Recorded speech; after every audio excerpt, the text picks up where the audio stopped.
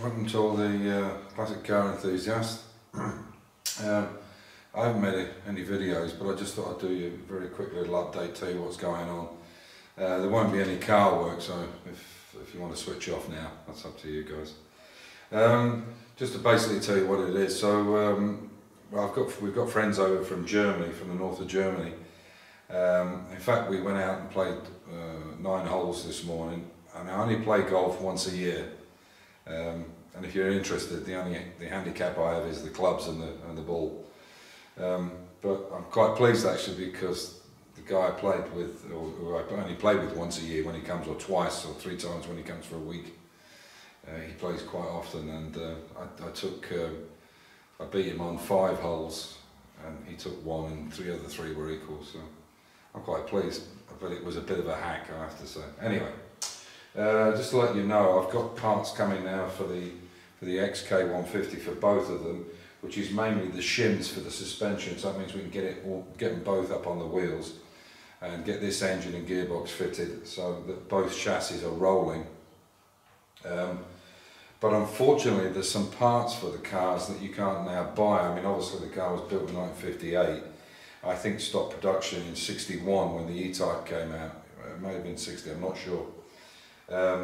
There are things that I've got some problems with, like for instance, I can't now buy these lower rods, and you might be able to see, hopefully you can see from there, that's quite a bend in that.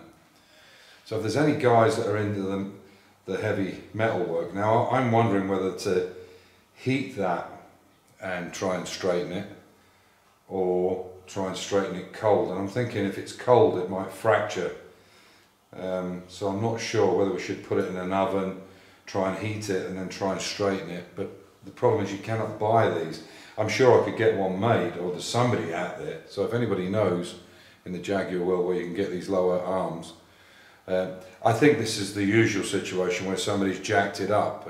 Minis suffer from this terribly, but they're very easy to replace on a Mini. Not so easy on an XK150 that's 60 odd years old. And unfortunately all 4 of them are in the same condition, and obviously that's not going to work. So if there's anybody out there from the XK world watching, if you could let me know where I could get this, or how we should treat it. Should we preheat it in hot oil, or heat it with a naked flame and then try and straighten it, or should we try and straighten it while it's cold? I'm not really sure. Anyway, so that's one issue. The other issue is some of the shims that you need for this car don't seem to be available from SNG Barrett. So if anybody knows where I can get the shims from the main mount, where this mounts onto the car here, if anybody knows where the shims for the back of these go, there's 2 of them set on the chassis, and there's a double shim to go in there, but unfortunately they don't do them. I might have to actually make them. And the problem with that is no problem with making the shim, but I don't know what the thicknesses should be, and hopefully we can take some of the old ones and recreate them. So if anybody knows where I can get these shims, the shims for the ball joints, the top ball joints and everything's no problem, but these don't seem to have, well, certainly from SNG Barrett, and they supply a lot of stuff. So that's the first thing. We're going to be finishing off the Mini soon. Amir's back tomorrow night, so Thursday we're going to start working.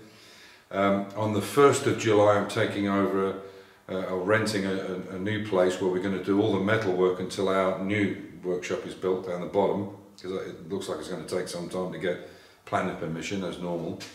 So we're going to use that, and you'll see the 4-wheel drive Volkswagen T3 go in there when we cut it down, because we can use the plasma cutter there, the welder, everything, and we'll use that for 6 months and see how it goes. If it works out, then we'll keep using it, and we'll go from there.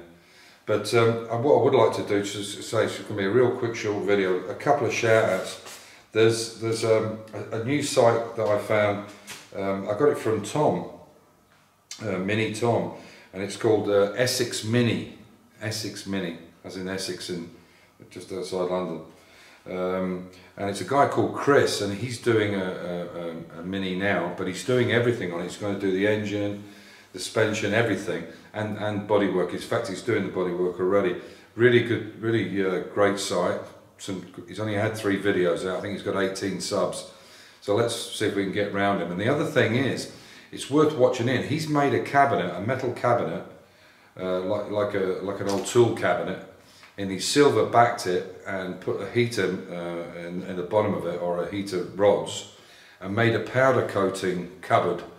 And the condition of the results of the equipment he's done. There's a servo that he's done, a servo body, which is absolutely incredible. It looks brilliant. I mean, it's better than new.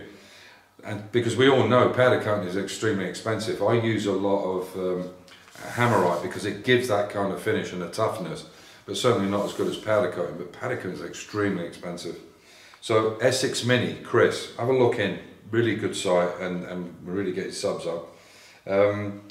Mini Tom was the one that put me onto him, and Mini Tom's another one that you should be watching as well. He's now going to start trying to get this car to get it back on the road again. And it was great that he contacted Ben, and apparently they live quite close, and he gave him a jig that he'd made for the rear subframe, which is a great idea, because if you get these wrong, the holes where they should be on the floor, you know, if your subframe squint in any way, shape or form, it's going to be crabbing down the road. And I do have a video of checking where the front and rear subframe, but it's obviously a lot easier with a ramp than it is with doing it on the floor, but it can be done to check crossway sectional. In fact, it's in the BMC book, which I can show you sometime if you're interested. The other one was Martin from Mini Man Shed. He's getting on really well. He's now painted his bonnet and he's doing some other bits and pieces, and I think he's going to really start getting into the mechanical work, because I saw him starting to sandblast the engine. So Mini Man Shed Martin. And the last one really was just to say welcome back to Mini Matt TV. I know they've just had a young baby son, and congratulations to them on that. And I know how hard work it is. They consume an awful lot of time, young babies. And but he's getting back into the car and he's starting again. So start looking back in on Mini Matt as well. So that's it really. In a couple of days we'll be doing a video, because I'm going to start moving into this place, and I'll show you when we start moving in. So. As I say, just short and sweet, and thanks very much, and sorry there hasn't been any really updates, but you know, I've got guests, and all the summer we have a lot of guests, so they'll have to be in between doing things. So take care, stay safe, keep the faith, and enjoy your hobby. Bye.